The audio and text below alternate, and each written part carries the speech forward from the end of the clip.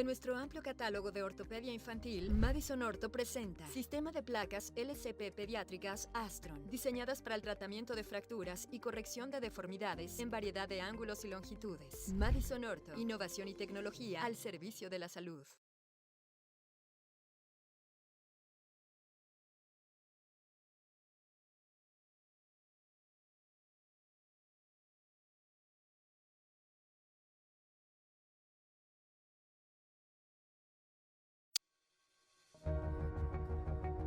Solnic es un regulador del metabolismo del hueso, lo fortalece y ayuda a prevenir fracturas. Está indicado en prevención de la pérdida de masa ósea por el tratamiento hormonal en pacientes con cáncer de próstata o cáncer de mama. Prevención de complicaciones óseas, fracturas patológicas, en pacientes con cáncer avanzado que afecte al hueso. En el tratamiento del exceso de calcio por cáncer.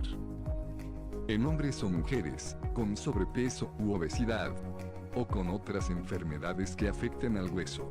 Se pueden presentar fracturas o compresión de la médula espinal cuando se afectan las vértebras.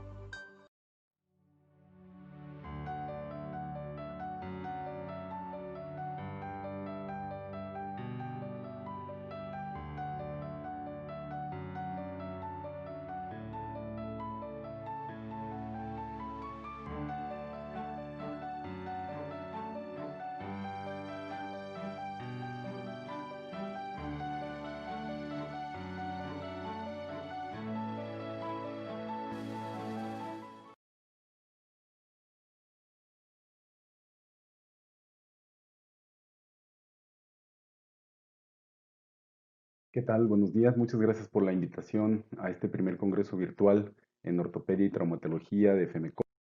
Yo les voy a hablar de las fracturas de fémur con patología metabólica en niños. Bueno, las fracturas patológicas en pediatría no son tan raras. Estas generalmente ocurren en un hueso tumoral débil o remodelado. Este hueso entonces pierde sus capacidades mecánicas y viscoelásticas normales. Por un trauma menor, entonces pueden sufrir una fractura que un hueso normal pues no se fracturaría. Estos autores, Cabanese y sus colaboradores, sugieren ante la sospecha de una fractura patológica en niños hacerse las preguntas: ¿coincide el contexto de la lesión y la fractura? ¿La fractura está localizada en una región típica del hueso o el hueso es radiográficamente normal? Si para todas estas fracturas la respuesta es que sí, lo más probable pues es que se trate de una fractura típica. Sin embargo, las fracturas patológicas por enfermedad metabólica en los niños tienen ciertas características que las distinguen. Bien, ¿y por qué el fémur? Bueno, el fémur tiene ciertas características biomecánicas, anatómicas, que lo hacen susceptible de fracturarse. Bueno, es el hueso más largo del cuerpo y para recibir las cargas que vienen desde el piso a través de la tibia, el fémur las tiene que transmitir no de forma recta como la tibia. Entonces, para esto, pues la balanza de Powells eh, resuelve esto a nivel de la cadera, pero crea un aumento de la carga sobre el fémur proximal que se transmite a toda la diáfisis. Entonces, esto pone al fémur pues en cierta desventaja anatómica y biomecánica. Podríamos comparar al fémur porque las cargas llegan o se transmiten de esta manera, pero a través de un hueso que no es recto. Esto sería algo similar a un arco tensado por una cuerda. La tensión en el fémur se da pues por la carga recibida al momento de estar parado o de ir caminando, y esto con el tiempo o de forma repetitiva puede deformar al hueso, que si es un hueso normal y las cargas no exceden a las fisiológicas, pues se recupera. Pero en un hueso patológico el fémur se puede deformar o incluso fallar de forma aguda y fracturar.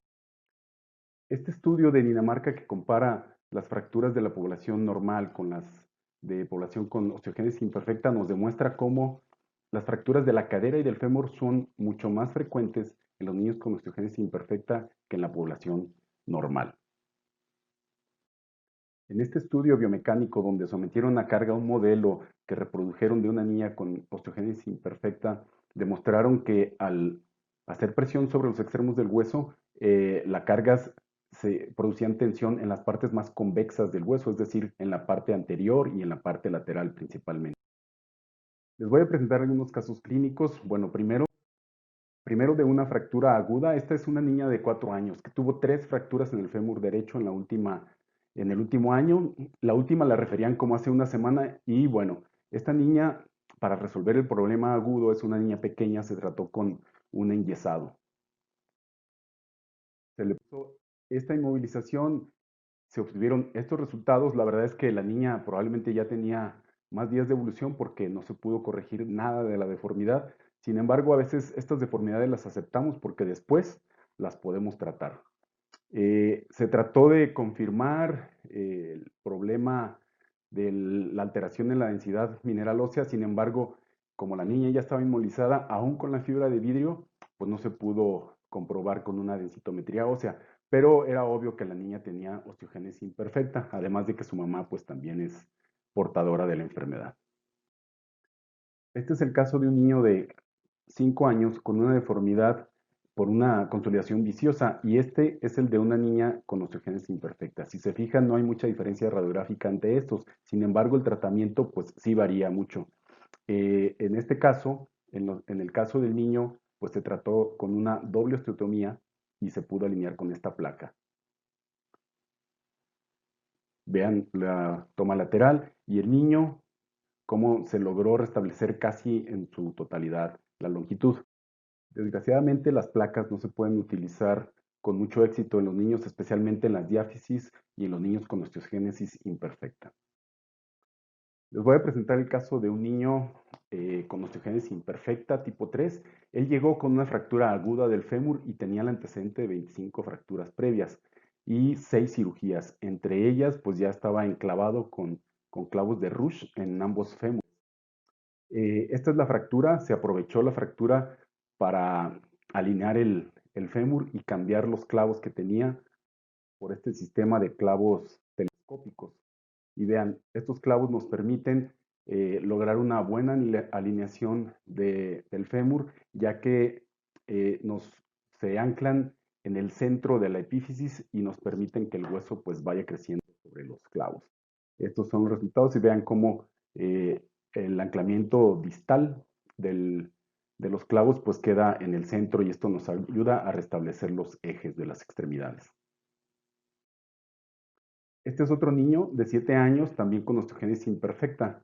Tenía él más de 3 años sin caminar y después de ser operado de ambos fémures y ambas tibias, después de la consolidación de las osteotomías, pues el paciente pudo volver a caminar. En realidad, estos clavos, junto con la terapia de bifosfonatos, nos ayudan bastante con estos niños.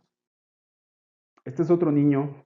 No siempre es tan fácil diagnosticar la causa de las fracturas o de la fragilidad ósea. Este niño tenía 7 años, una sordera profunda, un retraso en su desarrollo muy marcado, apenas tenía 1 año caminando, sus escleras eran normales y no tenía ningún antecedente de fracturas previas, aunque sí tenía los huesos arqueados, tanto en fémur como en tibia. Este paciente entonces se trató de forma inicial con un yeso y a pesar de que el yeso estaba muy bien moldeado, pues no se pudo restablecer la alineación normal del fémur. El paciente llegó 11 meses después y se fracturó el otro fémur. En ese momento sí pudimos estudiarlo mejor y en una densitometría pues se demostró que tiene una densidad mineral ósea muy disminuida, se diagnosticó con osteogénesis imperfecta y este paciente se trató con un clavo intramedular. Como es un niño ya más grande, pues ya nos permite la colocación de un clavo, pero como no le podemos poner un clavo de fémur, en estos casos nos ha sido muy útil el uso de clavos para húmero. No nada más los niños con osteogénesis imperfectas pues pueden sufrir fracturas por fragilidad. Los pacientes, especialmente con enfermedades que causan inmovilidad crónica o las enfermedades neuromusculares también son causa frecuente de fracturas. Vean, esta niña es una niña que tenía osteotomías de la cadera, tenía parálisis cerebral con una clasificación de la función motora gruesa 4. Ella se le quitaron las placas y desgraciadamente a los pocos días llegó con esta fractura. Esta fractura de fémur muy difícil en un sitio difícil de tratar, muy proximal, y vean, esta también se solucionó con un clavo de fémur y se tuvo que hacer otra osteotomía distal para que pudiera quedar bien centrado en la parte distal. Este es un caso muy interesante, una niña de 7 años que llegó por dolor leve en la rodilla izquierda con una cojera que la familia le atribuía a una discrepancia de longitud.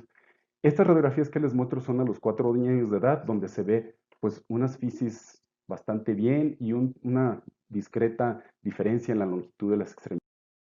En las radiografías nuevas se demostró una fractura aquí en la diáfisis y estas anormalidades en las fisis, y después se comprobó que tenía un raquitismo hipofosfatémico. Se trató la paciente solamente con reposo.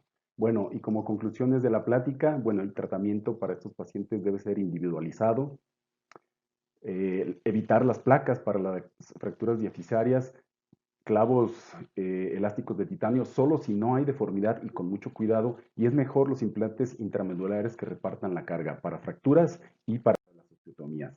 La carga de peso debe ser protegida y precoz para perder más densidad mineral ósea.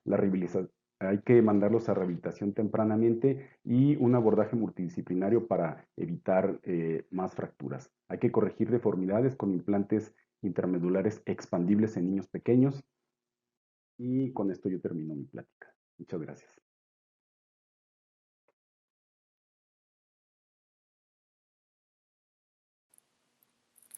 El tratamiento de las fracturas patológicas pues es un tema muy extenso, hay diferentes enfoques, hay diferentes tumores y el comportamiento de los mismos también es diferente.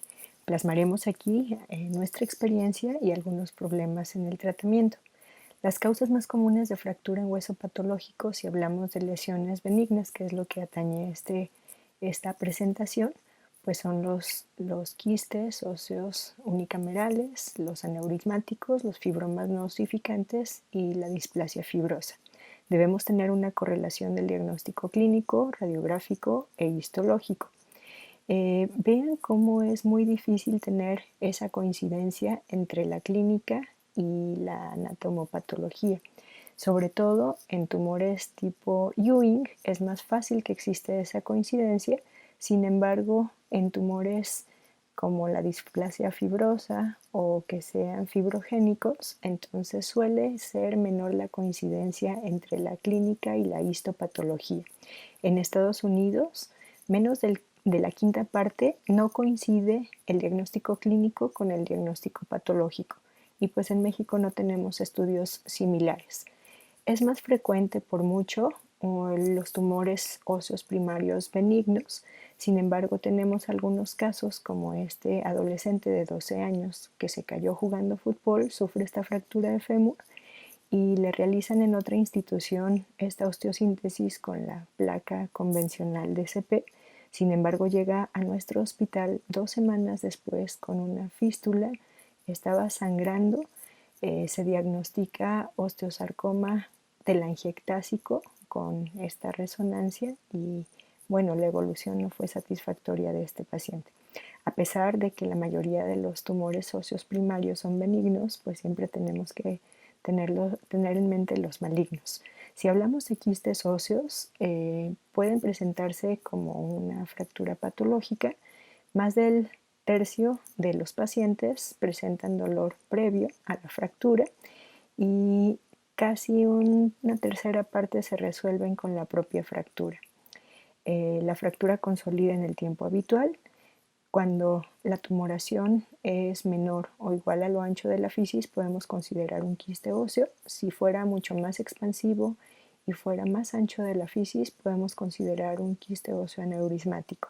Es frecuente ver el signo del fragmento caído, que es patognomónico de este tipo de quiste, y cuando es activo, pues es cuando el quiste está adyacente a la fisis. El tratamiento de los quistes óseos, pues generalmente la fractura suele ser uno de ellos, pero también podemos tener estas otras opciones. En este estudio, en donde los pacientes presentaban fractura patológica en huesos que tenían quistes, trataron 116 pacientes estabilizándolos con clavos elásticos de titanio, les hicieron curetaje y les hicieron inyección de cemento y todos evolucionaron satisfactoriamente. Se vale colocar tornillos canulados versus clavos elásticos versus curetaje e injerto. Sin embargo, en este artículo lo que vieron es que la colocación de los clavos elásticos disminuye las recidivas y previene las fracturas. Vean el caso de este masculino de 12 años de edad que se fracturó el húmero en la zona del quiste. Sin embargo, 2 años después, solamente dándole tratamiento no quirúrgico, pudo consolidar y también curarse el quiste. Pues el tratamiento no quirúrgico es una buena opción. Este es otro niño de 12 años de edad que tiene un quiste mucho más grande. A él sí tuvimos que hacerle una recanalización con legrado y ruptura de las celdas, y con esto fue suficiente para que 5 años después de la cirugía podamos ver esta radiografía en donde el quiste está completamente curado. Este es un niño de 10 años de edad que tenía dolor y claudicación de la extremidad inferior derecha, se había fracturado el quiste en la parte lateral, a él se le colocó un clavo elástico de titanio, también se recanalizó, se rompieron las celdillas de forma percutánea y vemos su evolución 2 años después del tratamiento, en donde se aprecia completamente sana la tibia. El mismo manejo para un quiste de fémur proximal, podemos observar en la resonancia cómo está lleno de líquido y se coloca un par de clavos elásticos de titanio y percutáneamente se hace el legrado. Otra opción cuando se fracturan los quistes pues es dejarlos consolidar cuando es muy difícil darle un tratamiento al mismo tiempo, y una vez que consolida la fractura, bueno, después se trata el tumor. Ese fue el caso de este paciente, en donde permitimos la consolidación de la cortical lateral y una vez que consolidó le dimos tratamiento colocando una placa LSP de fémur proximal, haciendo un orificio para poder hacer el legrado, la recanalización y el curetaje, y podemos ver el resultado. Cuando tenemos fracturas tan complejas como estas, en donde no hay sustento óseo, sobre todo en la cadera, podemos hacer uso de la valguización. Es muy importante sacrificar la fisis porque va a ser sacrificio versus estabilidad. De esta manera podemos resolver los quistes fracturados con estas características. Fíjense, este masculino de 7 años de edad tenía dolor, claudicación de la extremidad inferior derecha, se había fracturado la parte lateral del quiste. De manera inicial le hicieron curetaje y la colocación de hidroxiapatita, sin embargo no recanalizaron y el legrado fue insuficiente en la parte proximal. Después de 1 año de la cirugía, vemos que en la parte proximal sigue habiendo una zona activa, y esta es la radiografía 2 años después de la cirugía. En ese momento se realiza un abordaje amplio, una ventana grande. La recomendación es que hagamos abordajes amplios sobre el hueso para poder ver las zonas más proximal y distal de la tumoración, y si hacemos este tipo de ventanas pues es insuficiente. Lo ideal es hacer abordajes amplios, ventanas amplias para poder observar completamente el tumor. A este paciente lo que se le hizo fue una recanalización con una rima, legrado, colocación de injerto y un yeso pelvipédico, y este es el resultado posterior a los 10 años. Esta es una nena de 3 años de edad con un quiste óseo simple en radio distal. A ella se le planeó realizar resección en bloque de la tumoración, aquí la tenemos. Una vez hecha la resección se colocó injerto de cresta autólogo y la osteosíntesis con esta plaquita. Aquí vemos la evolución a través del tiempo. Aquí está completamente remodelado y curado, y estos son pues una fotografía de los arcos de movimiento. Una técnica similar utilizamos en este niño de 4 años que tenía un quiste óseo aneurismático. Vean el color de la tumoración. Se hace una resección en bloque, vean las membranas. Una vez que se reseca en bloque, se coloca un injerto de cresta y se pone antes de la resección un par de clavos Kirchner para evitar que se colapse el quinto metacarpiano.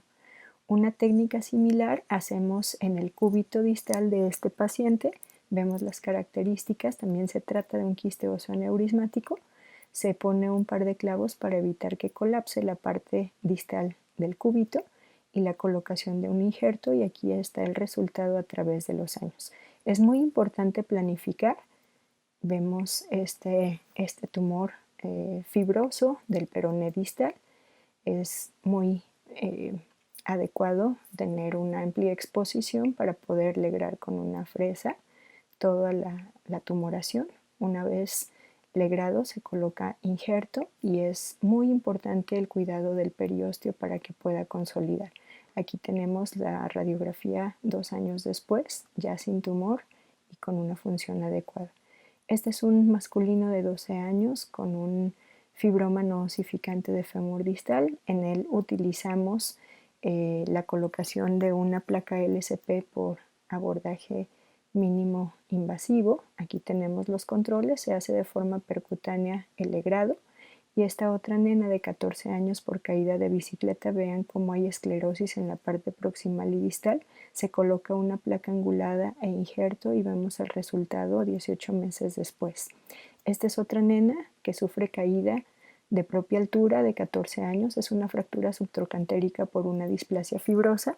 Vemos la colocación del implante, una placa DCS a 95 grados, la colocación de injerto autólogo. Preferimos el autólogo porque ha dado muy buen resultado, y aquí tenemos las imágenes 3 años y 5 años después del tratamiento.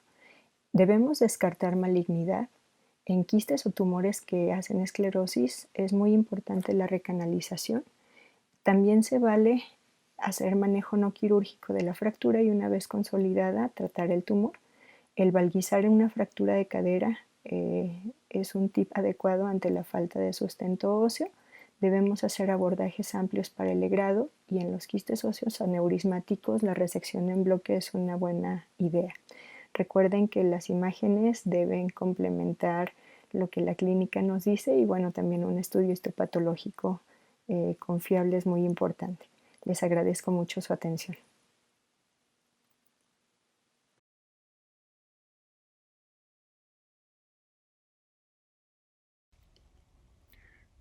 Hola, buenas noches. Agradezco al comité organizador por la invitación al primer Congreso Virtual Internacional de Ortopedia y Traumatología FEMECO 2020. El tema que vamos a tratar es abordaje y tratamiento de los tumores malignos.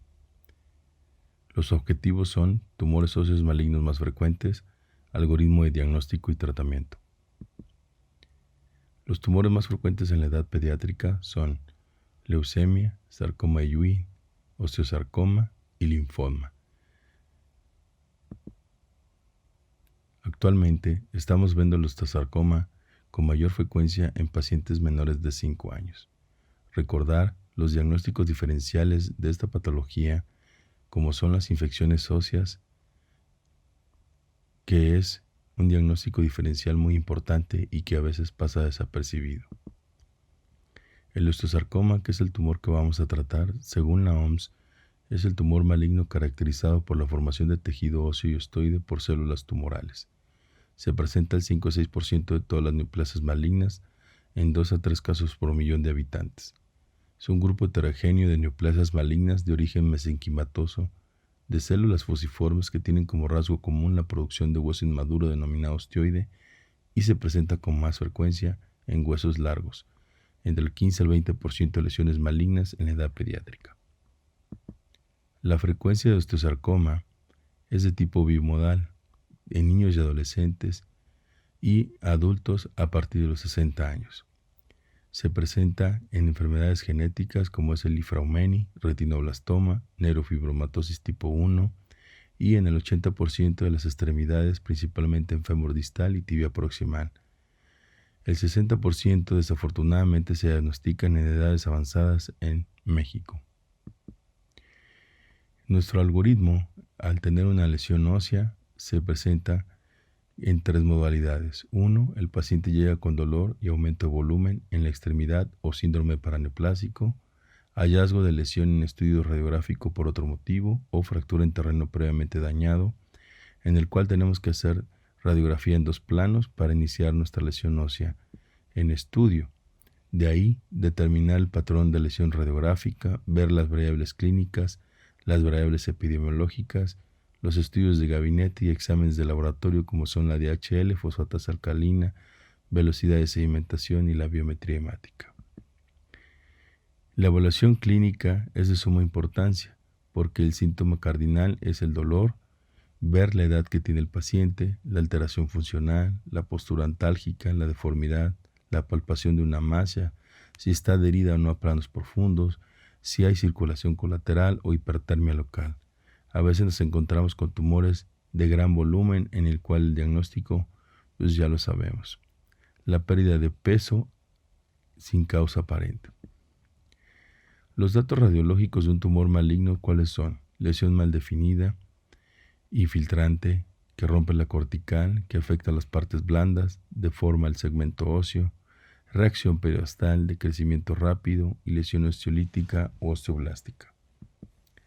Los estudios de diagnóstico y extensión, ¿cuáles son? La radiografía P lateral de buena calidad, la resonancia magnética para ver el edema peritumoral y poder determinar nuestros márgenes quirúrgicos, la tomografía de tórax o abdomen, la gamografía ósea o PET-CT para ver lesiones saltatorias. Recordar que el 80% de las metástasis ocurren posterior a la resección y la micrometástasis subclínicas al diagnóstico se presenta en el pulmón entre el 15 al 20%. La clasificación de Ehrliche es la que más utilizamos y en la cual se subdivide en 3 estadios con subtipos A y B, de acuerdo al grado si es intra o extracompartimental o si presenta o no metástasis. Nosotros determinamos si hacemos un tratamiento en una lesión intralesional o capsular, marginal o una resección amplia o radical. El margen quirúrgico ha cambiado y principalmente de acuerdo al estudio de la nueva clasificación de Birmingham, nosotros vemos que el porcentaje de necrosis se va a subdividir y esto nos va a dar 2 subtipos en el cual, de acuerdo, si tenemos mayor de 2 milímetros podemos tener una sobrevida del 98% y si tenemos menos de 2 milímetros con un 90% de necrosis del 91%. La biopsia es el estudio más importante y debe ser realizado por el cirujano que va a hacer el tratamiento. Esto va a estar ayudado por la fluoroscopía o la tomografía y hay que seleccionar bien el tipo de biopsia. El estándar de oro sigue siendo la biopsia abierta, aunque obtenemos recurrencia local si no es realizada adecuadamente. Una buena biopsia es aquella que tiene 10 milímetros de longitud y mínimo deben de ser 3 muestras en el tejido óseo y de 5 milímetros de longitud con 4 muestras en tejido blando.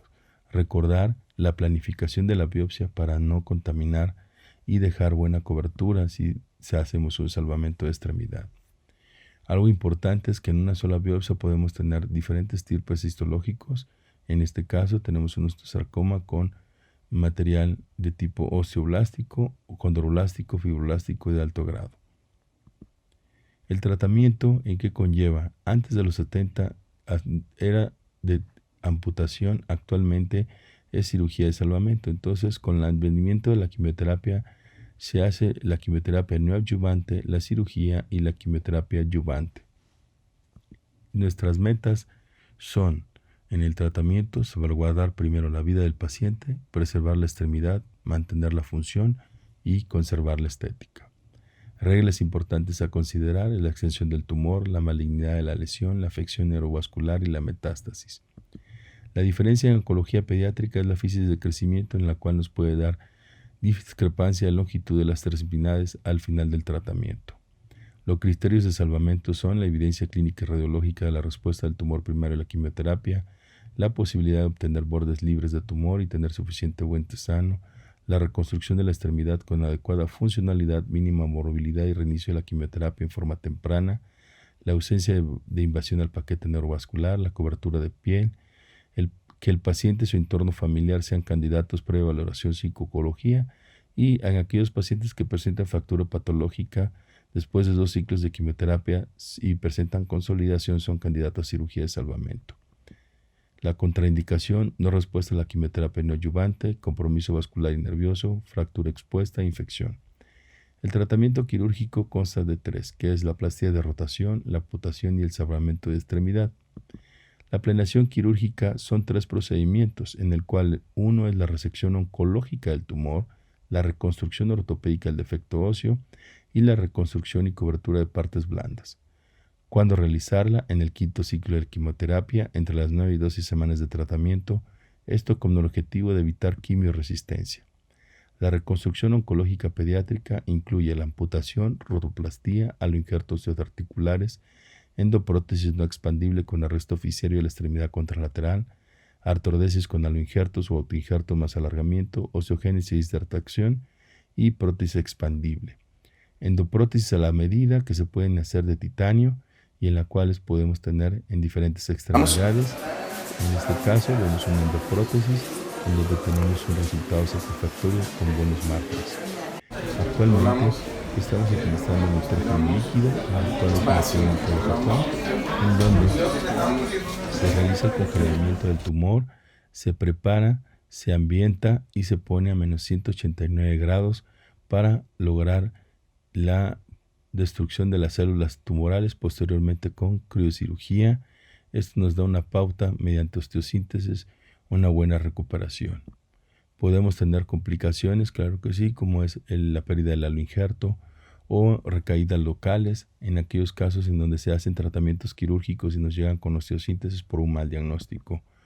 Exposición de los implantes, de prótesis, metalosis, falla del implante, recaídas locales.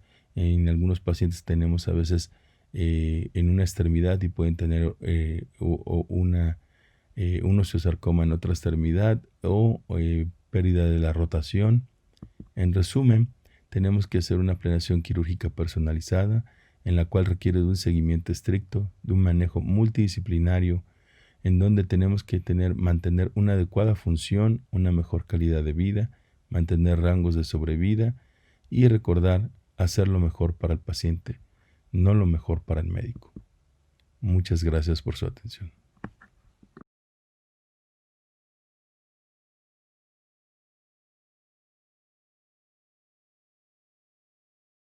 Adelante, Ari.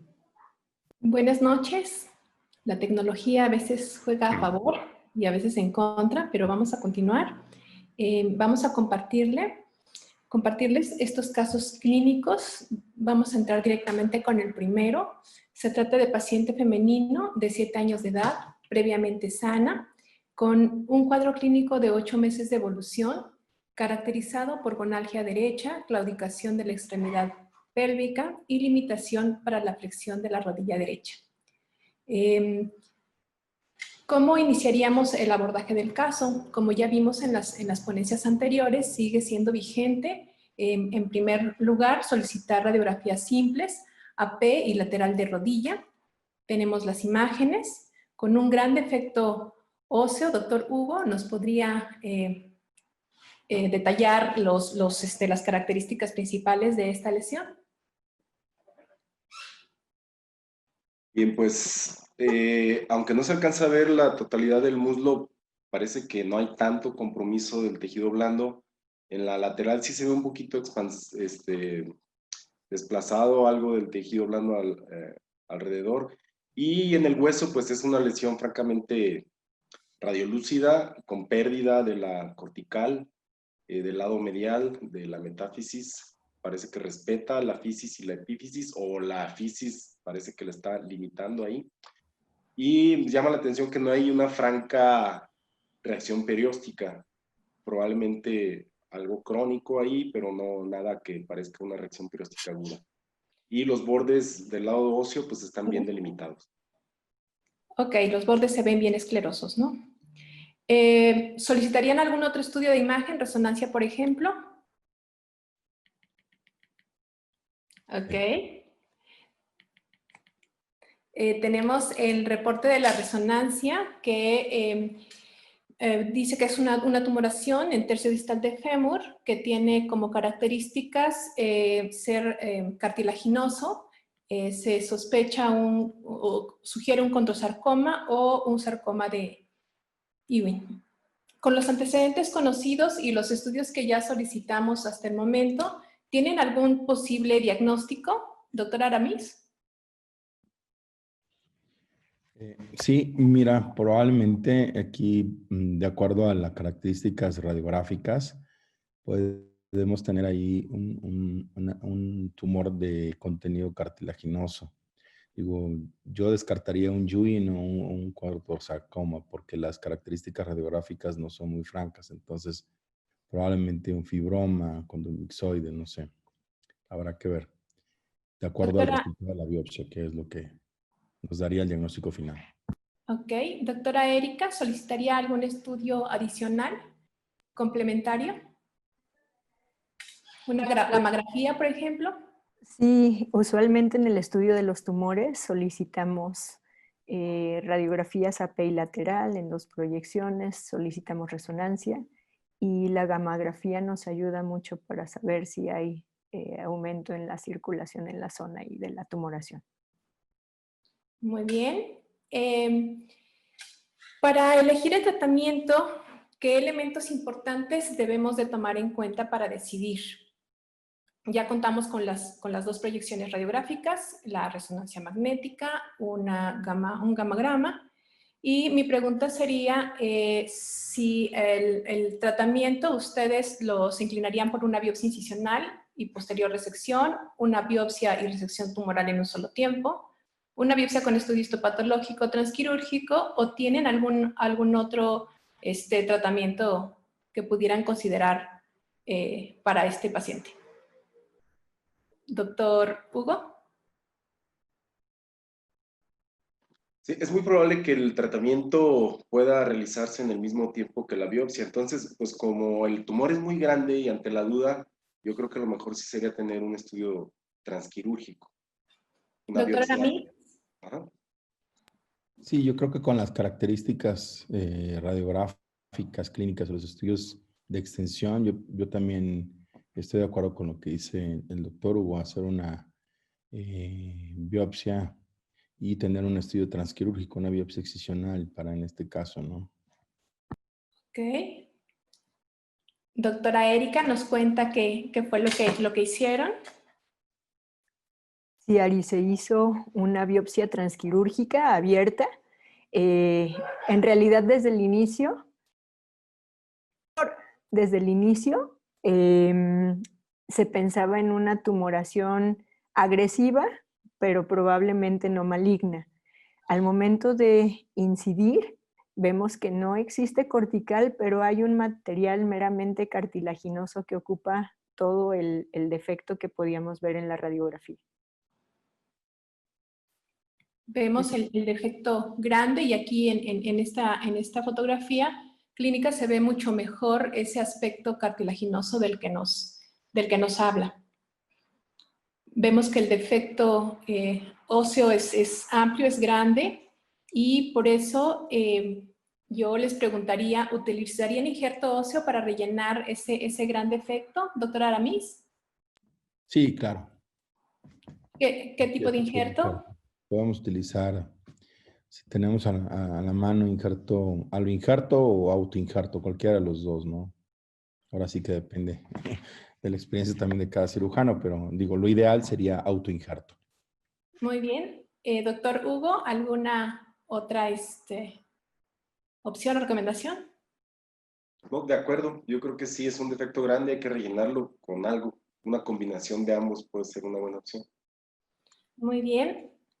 Doctora Erika, ¿nos podría compartir cuál fue su decisión y por qué?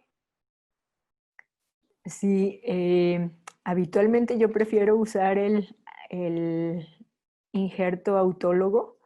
Se integra muchísimo mejor, sin embargo, en defectos tan grandes es muy difícil poder obtener suficiente en la pelvis de un niño para rellenar este defecto tan grande. No teníamos opción en ese momento de tener autoinjerto y lo que se hizo fue sacar un injerto tricortical de la cresta, se partió a la mitad longitudinalmente y lo único que se hizo fue poner como si fuera una tapadera a ese defecto, simulando la cortical, con un buen manejo de tejidos blandos, suturando el periósteo sobre estos injertos. Y esa sutura, se pudo obtener, perdón. Se pudo obtener un poco de injerto esponjosa, que fue el que se puso en el interior, pero no suficiente para rellenar el defecto. Ok, muchas gracias. Se tomó una biopsia transquirúrgica efectivamente que reportó un fibroma condromixoide de fémur derecho. Eso me imagino apoyó también el legrado completo tomando en cuenta la gran lesión que abarca un buen porcentaje del fémur y que perdió toda una cortical, esperamos que tuviéramos que hacer algo para prevenir una fractura postquirúrgica. ¿Qué sugerirían como manejo para prevenir esta posible fractura? Doctor Aramis. Sí, yo creo que por la edad tenemos que utilizar como lo más óptimo de acuerdo a la localización o un fijador externo. O en su caso, inmovilizarlo, pero tendría mucho tiempo de inmovilización el paciente. Entonces, lo que queremos es que se integren. Yo optaría por un fijador. Ok, doctor Hugo. De acuerdo, aunque sí, pues si no está disponible el fijador, inmovilizarlo es una buena opción. O incluso hasta una placa, pero pensar en quitarla muy pronto. Exactamente, porque recordemos que no en todos los hospitales tenemos acceso a material de osteosíntesis con tanta velocidad o con facilidad. Doctora Erika, ¿pudiera decirnos qué decidió? Sí, se decidió hacer la colocación de un fijador externo con un chance en la epífisis y 3 chances en la diáfisis. Pues ahí se permitió la movilización de la rodilla con datos de alarma, porque ese clavo de la epífisis pues es un clavo que está dentro de la propia cápsula, entonces el riesgo alto de alguna infección. ¿Qué tiempo dejó colocado el fijador? Fueron 4 meses. 4 meses. ¿Y posterior a eso, alguna recomendación en especial para el paciente? Pues inició con descarga de peso, apoyo parcial con muletas, y la mandamos a rehabilitación para ayudar a mejorar el movimiento de la rodilla, que en un momento dado estuvo también limitado por el propio fijador. Ok. Muy bien. Esta es la radiografía a 3 años del postquirúrgico. Podemos observar que todo el defecto se rellenó, y el resultado funcional se los presentamos enseguida. Básicamente tiene una marcha normal. Me parece que nos comentaba doctora Erika que lo único que quizá tenía era un poquito de limitación para la flexión completa, muy escasos grados, ¿verdad? Sí, quedó como con 110 grados de flexión esa rodilla. Pero completamente funcional. Sí. Bueno, pasamos al caso número 2. Se trata de un paciente masculino de 14 años de edad, sano aparentemente, con una fractura de fémur jugando fútbol soccer. Recibió atención inicial en un hospital distinto en el que se hizo el último procedimiento. Contamos únicamente con esta radiografía lateral, tomando en cuenta lo que ya hemos comentado. Con esta imagen podrían establecer un diagnóstico y proponer algún tratamiento. Doctor Hugo. Bueno, la verdad es que pues, está incompleta el estudio radiográfico, pero pues así, si nada más vemos eso y asumimos que no tiene otra, pues por la edad probablemente y la localización de la fractura, buscando resolverla, pues un clavo sería la mejor opción. Doctora Aramis, ¿tiene alguna otra sugerencia? Yo creo que hay que completar bien el estudio del tumor. Entonces, con una sola radiografía es imposible hacer un diagnóstico, aunque se vea una lesión lítica en la parte del fragmento proximal, y pues dar tratamiento. Yo creo que quizás colocaría yo una férula de reposo hasta no tener un estudio complementario y ver todas las variables que se comentaron en la charla. Entonces, yo no optaría por ahorita algún tratamiento. Ok, doctora Erika. Sí, nada más reiterar que cuando no existe una correlación, por ejemplo, con el mecanismo del trauma y la fractura que tenemos, debemos de buscarle. Yo creo que ese es como el análisis más importante en este momento, de que no concuerda una caída simple en un juego de fútbol con este tipo de fractura. Entonces yo creo que sí hay que estudiar ampliamente esta fractura. De acuerdo. En el hospital donde fue atendido decidieron hacer una reducción abierta y una osteosíntesis con placa y tornillos. Doctor Aramis, ¿podría contarnos los datos relevantes que observa en la radiografía? Bueno, lo que veo definitivamente en le colocaron una placa, los tornillos están largos, sí se logra ver en esta P unas lesiones en esta parte. Yo no sé si colocaron algo de injerto, que no creo. Yo creo que hicieron la reducción y aparte veo en la parte proximal, sí, lo que habíamos visto en la lateral, la lesión esciolítica aquí, parece que tuviera aumento de partes blandas. Entonces eso no me habla de algo bueno. Así es. ¿Alguna sospecha diagnóstica así en este momento? Por la edad, por el mecanismo, yo creo que hay que descartar un osteosarcoma, hasta no demostrar lo contrario. Todos estamos de acuerdo que esa podría ser una posibilidad. Claro, y el tumor también, perdón, una infección. Una infección también, No se así puede es. descartar. ¿Algún otro diagnóstico diferencial? Doctora Erika. Pues no se piensa o en un tumor o en una infección, pero claramente es un hueso patológico. Patológico, de acuerdo. Bueno, pues como siempre ocurre, de pronto, un mes después, acude a otra institución. En estas condiciones clínicas observamos esa extremidad pélvica derecha con aumento de volumen, cambios en la coloración de la piel, probablemente dehiscencia de la herida quirúrgica, dolor, mucho dolor. Con estas imágenes clínicas es suficiente para que pudiéramos sospechar algo de lo que estábamos platicando, doctora Erika. Sí, probablemente, o sea, esto es probablemente una tumoración maligna, como lo dijo Aramis, por edad, probablemente sea un osteosarcoma, pero en este punto creo que es muy importante completar los estudios, una resonancia, una toma de biopsia y empezar a dar tratamiento dirigido para el diagnóstico que se tenga. Ok, efectivamente, con la imagen clínica, los antecedentes, definitivamente necesitamos todo ya ante la sospecha de una tumoración maligna, un equipo multidisciplinario que ya sabemos que incluye a pediatría, oncología pediátrica clínica, medicina del dolor, ortopedia pediátrica, por supuesto, psicología.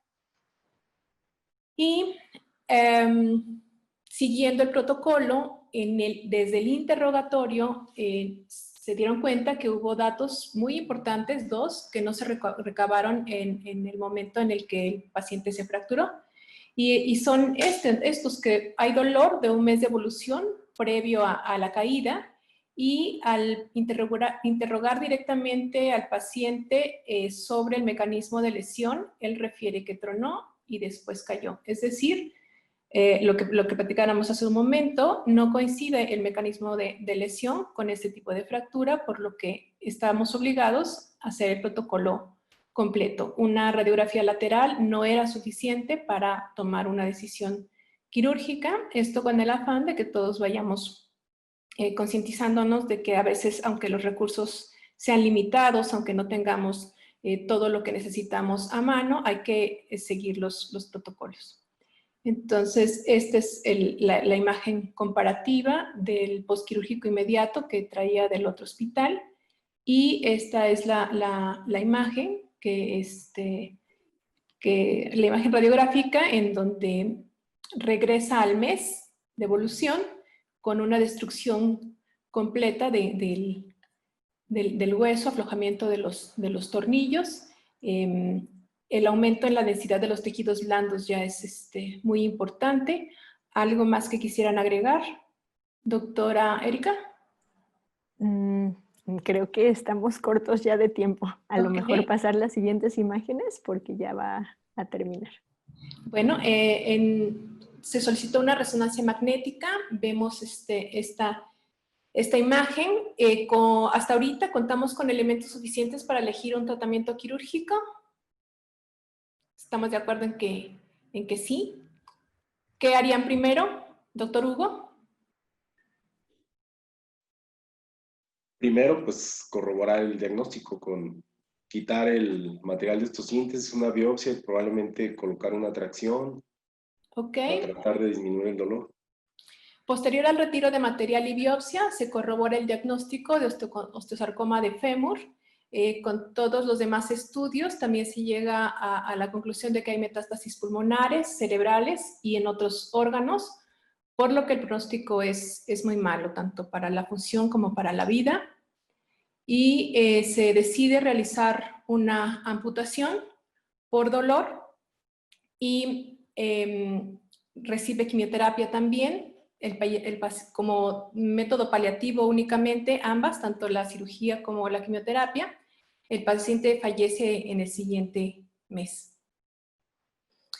Para recordar, como lo hemos comentado, es necesario invertir tiempo en el interrogatorio. Desde el interrogatorio, importante analizar con detalle lo que pueda parecernos obvio, como una fractura. Si no corresponde al mecanismo de lesión, hay que investigar un poco más. Y yo me quedaría con que los protocolos se crean, se evalúan, se adaptan o modifican, finalmente se establecen con el objeto de ayudar a mantener un orden y así poder disminuir o evitar daño mayor al abordar un caso clínico.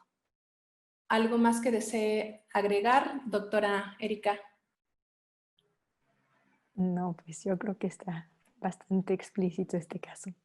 Ok, doctor Hugo, doctor Aramis. No, totalmente de acuerdo. Yo creo que la importancia aquí es el diagnóstico, ¿no?